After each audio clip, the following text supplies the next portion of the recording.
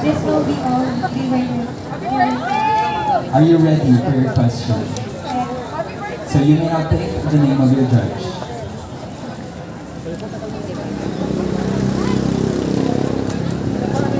You have picked Judge Kurt Carbajosa. Good evening, candidate number 3.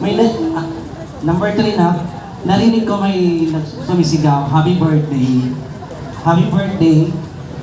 Oh, it's not my birthday, but thank you. Okay.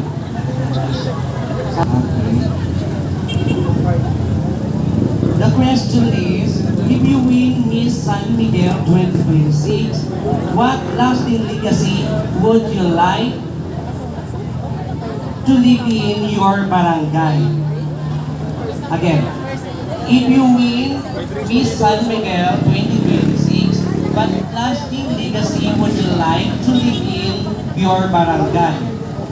In Tagalog, kung ikaw ang mananalo bilang Miss San Miguel 2026, anong pangmatagalang pamana ang nais mong iwan sa iyong barangay? Thank you for that wonderful question. If I would win Miss San Miguel 2026, I would probably have a priority program, which is to strengthen the educational program in our community, because I believe education is the key that unlocks opportunities, empowers families, and uplifts communities.